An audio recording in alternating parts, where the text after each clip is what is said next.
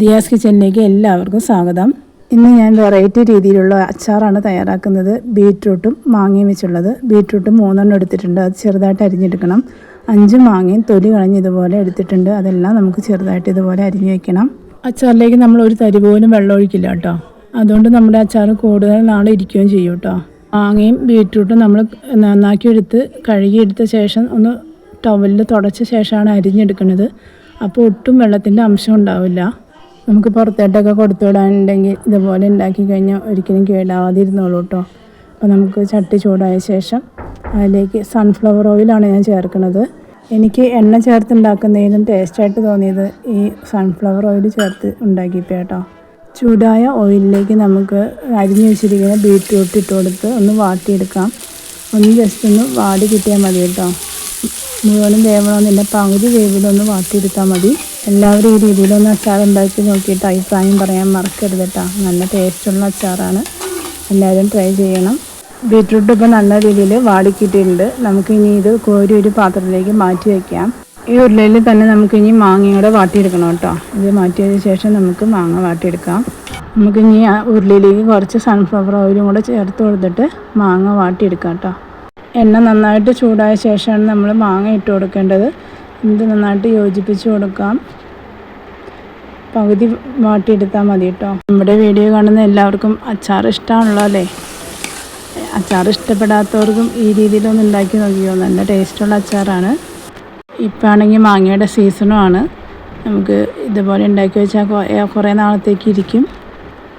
ഉണ്ടാക്കി വെച്ചാൽ നമുക്ക് കുറേശ്ശെ എടുത്ത് തീർത്താൽ മതി. നമ്മുടെ മാങ്ങ ഇവിടെ നന്നായിട്ട് വാടി കിട്ടിയിട്ടുണ്ട്. പകുതി വാടിയാൽ മതി കേട്ടോ. ഈ പാകത്തിന് നമുക്ക് വാങ്ങി വയ്ക്കാം. ഒരു പാത്രത്തിലേക്ക് മാറ്റി വയ്ക്കാം കേട്ടോ. മാങ്ങ മുഴുവനും നമുക്ക് ഇതുപോലെ മാറ്റി വെച്ച ശേഷം ആ ചട്ടിയിലേക്ക് തന്നെ നമ്മൾ എണ്ണ ഒഴിച്ചു കൊടുക്കുകയാണ്. ഞാനിവിടെ ഒരു 1/4 കപ്പോളം എണ്ണ ഉപയോഗിക്കുന്നുണ്ട് കേട്ടോ. അച്ചാർ ചേർത്ത് കൊടുക്കാൻ മാത്രമേ എണ്ണ യൂസ് ചെയ്തോളൂ. ചെയ്യേണ്ട കുപ്പിയുടെ ഈ അളവിന് മാത്രമേ ചേർത്തോളൂ കേട്ടോ. എണ്ണ ഒഴിച്ചു കൊടുത്ത് നന്നായി ചൂടായ ശേഷം നമ്മൾ കടുക് ഇട്ട് കൊടുക്കാം കേട്ടോ.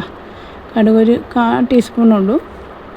അതിട്ട് പൊട്ടിയ ശേഷം നമ്മളിനി എടുത്ത് വെച്ചിരിക്കുന്ന ഉലുവയാണ് ഇട്ട് കൊടുക്കുന്നത്. ഉലുവ ഒരു 1/4 ടീസ്പൂണുള്ളൂ കേട്ടോ.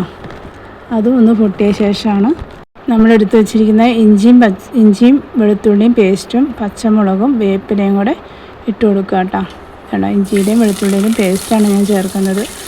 ഇഞ്ചിയും വെളുത്തുള്ളിയും പേസ്റ്റ് ചേർത്ത് നമ്മൾ അച്ചാറുണ്ടാക്കിയ ഒരു പ്രത്യേക ടേസ്റ്റാണ് കേട്ടോ. ഇനി ഇത് നമ്മൾ നന്നായിട്ടൊന്ന് മൂപ്പിക്കണേ. നല്ല ഗോൾഡൻ കളറാവുന്നവരെ നമ്മളിവിടെ നന്നായിട്ട് മൂപ്പിക്കുന്നുണ്ട്. പച്ചമുളകൊക്കെ നന്നായിട്ട് പച്ച ചുവ മാറുന്ന രീതിയിൽ നമുക്ക് മൂപ്പിച്ചെടുക്കണം. ഒട്ടും വെള്ളമയം ഇല്ലാത്ത രീതിയിലാണ് നമ്മൾ ഉണ്ടാക്കുന്നത്. ഇതേ കണ്ട, നമ്മുടെ ഈ ഗോൾഡൻ കളർ തന്നെ വരെ നമ്മുടെ ഇഞ്ചിയും വെളുത്തുള്ളിയൊക്കെ നന്നായിട്ട് മുരിഞ്ഞിട്ടുണ്ട്. പേസ്റ്റ് ആയതുകൊണ്ടാണ് അങ്ങനെ അടുക്കി പിടിച്ചോണം ഇരിക്കണേ. ഇനി നമ്മൾ ചേർക്കുന്നത് ശർക്കര കേട്ടോ. 1 ടേബിൾ സ്പൂണോളം ശർക്കര പൊടിയാണ് ഞാൻ ചേർക്കുന്നത്. അച്ചാറിന് നല്ല ടേസ്റ്റ് ആയിരിക്കും അന്നേരം കേട്ടോ. ഇത് ചേർക്കാൻ വിട്ടു പോകരുത് കേട്ടോ. അതൊരു പ്രധാന ഇൻഗ്രീഡിയൻ്റ് ആണ്. ഇനി അതിലേക്ക് 1/4 കപ്പ് വിനാഗിരിയാണ് ചേർത്ത് കൊടുക്കുന്നത്. വിനാഗിരി ചേർത്ത് കൊടുത്ത് നന്നായിട്ട് ഇളക്കി യോജിപ്പിക്കണം. പുളി നോക്കിയിട്ട് വേണമെങ്കിൽ ഇനി നമുക്ക് നോക്കിയിട്ട് ചേർത്ത് കൊടുത്താൽ മതി കേട്ടോ വിനാഗിരി. ഇതൊന്ന് തിളയ്ക്കട്ടെ. തിളയ്ക്കണ വരെ ഒന്ന് വെയിറ്റ് ചെയ്യാം. നല്ലൊരു ഗ്രേവി പരുവായിട്ട് കിട്ടും കേട്ടോ. ഈ തിളയ്ക്കുന്ന സമയത്ത് നമ്മൾ മുളക് പൊടി, കാശ്മീരി മുളക് പൊടിയാണ് ഇട്ട് കൊടുക്കുന്നത്. ഒരു 3 ടേബിൾ സ്പൂണോളം ഉണ്ടായിരുന്നു കേട്ടോ. നമ്മുടെ മാങ്ങയുടെയും ബീറ്റ്റൂട്ടിൻ്റെയും അളവനുസരിച്ച് നമുക്ക് മുളക് പൊടി ചേർത്ത് കൊടുക്കാം. ഒരു 1/4 ടീസ്പൂൺ മഞ്ഞൾപ്പൊടിയും കൂടെ ചേർത്ത് കൊടുത്ത് നന്നായിട്ട് യോജിപ്പിക്കാം കേട്ടോ. യോജിപ്പിച്ച ശേഷം നമുക്ക് പാകത്തിന് ഉപ്പ് ചേർത്ത് കൊടുക്കാം കേട്ടോ. അതിലേക്ക് പാകത്തിന് ഉപ്പ് ചേർത്ത് നന്നായിട്ട് യോജിപ്പിക്കാം. ഇനി നമുക്ക് എടുത്ത് വെച്ചിരിക്കുന്ന ബീറ്റ്റൂട്ട് നമ്മൾ വാട്ടി വെച്ചില്ലേ, ആ ബീറ്റ്റൂട്ടും വാട്ടി വെച്ച മാങ്ങയും കൂടെ ഇട്ട് കൊടുത്ത് നന്നായിട്ട് ഇളക്കി യോജിപ്പിക്കാം കേട്ടോ. നല്ല ടേസ്റ്റി ആയിട്ടുള്ള അച്ചാറാണ്.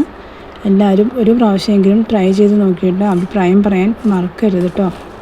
പിള്ളേർക്കൊക്കെ വളരെ ഇഷ്ടപ്പെടും. ഇവിടെ ഞങ്ങളുടെ ചേട്ടൻ്റെ മക്കൾക്കൊക്കെ വളരെ ഇഷ്ടപ്പെട്ടു കേട്ടോ. ഈ രീതിയിൽ അച്ചാറുണ്ടാക്കി കൊടുത്തിട്ട് രണ്ടാമത് എന്നെയും കൊണ്ട് ഉണ്ടാക്കിച്ചു. ഇതേപോലെ ഉണ്ടാക്കി കൊടുത്തിട്ട് നല്ല ടേസ്റ്റുള്ള അച്ചാറാണ്. ഞാനിതിലേക്ക് ഇളക്കി യോജിപ്പിച്ചപ്പോൾ എനിക്ക് മുളക് പൊടി കുറവായിട്ട് തോന്നി. അപ്പോൾ ഞാൻ കുറച്ചും കൂടെ കാശ്മീരി മുളക് പൊടി ഇട്ട് കൊടുക്കാം കേട്ടോ. നമ്മുടെ എരിവ് പാകത്തിന് ഇട്ട് കൊടുക്കാം. എന്നിട്ടൊന്ന് ഇളക്കി യോജിപ്പിച്ചാൽ മതി. പുളിയും കുറച്ച് കുറവായിട്ട് തോന്നി. അപ്പോൾ ഒരു 1/4 കപ്പ് ശർക്കരയും കൂടെ ചേർത്ത് കൊടുത്തു കേട്ടോ. ഇനി ഇളക്കി യോജിപ്പിച്ച് നല്ല ഗ്രേവി ആയിട്ട് കിട്ടും. ഇതുണ്ട, നമ്മുടെ അച്ചാർ കണ്ടാൽ തന്നെ കൊതിയാവൂലേ. നല്ല ടേസ്റ്റുള്ള അച്ചാറാട്ടോ. ഒന്ന് ഗ്രേവി ആവണം, ഓരോന്ന് ഇളക്കി യോജിപ്പിച്ച് കൊടുത്തിട്ട് അതിലേക്ക് കായത്തിൻ്റെ പൊടിയാണ് ഞാൻ തൂവി കൊടുക്കുന്നത്.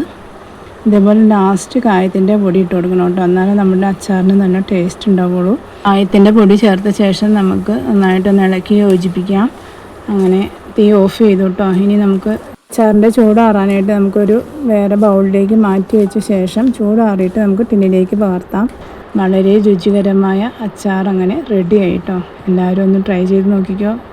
കൊതിയനില്ലേ വായിൽ, വെള്ളം വന്ന ആർക്കെങ്കിലും? നല്ല ടേസ്റ്റാട്ടോ, ഉറപ്പായിട്ട് ഉണ്ടാക്കി നോക്കണേ. അങ്ങനെ നമ്മുടെ വീഡിയോ എല്ലാവർക്കും ഇഷ്ടപ്പെട്ടു എന്ന് വിശ്വസിക്കുന്നു. ഞങ്ങളുടെ വീഡിയോ ആദ്യമായിട്ടാണ് കാണുന്നതെങ്കിൽ ഒന്ന് സബ്സ്ക്രൈബ് ചെയ്യാനും ലൈക്ക് ചെയ്യാനും ഷെയർ ചെയ്യാനും മറന്നു പോകരുത് കേട്ടോ. മറ്റൊരു നല്ലൊരു വീഡിയോയുമായി വീണ്ടും കാണും വരെ എല്ലാവർക്കും ഒരുപാട് നന്ദി. ചൂടാറിയിട്ടേ നമ്മൾ അച്ചാർ പകർത്തി മാറ്റി വയ്ക്കാൻ പാടുള്ളൂ കേട്ടോ. നല്ല ടേസ്റ്റി അച്ചാറാണേ, ട്രൈ ചെയ്യാൻ മറക്കരുതേ.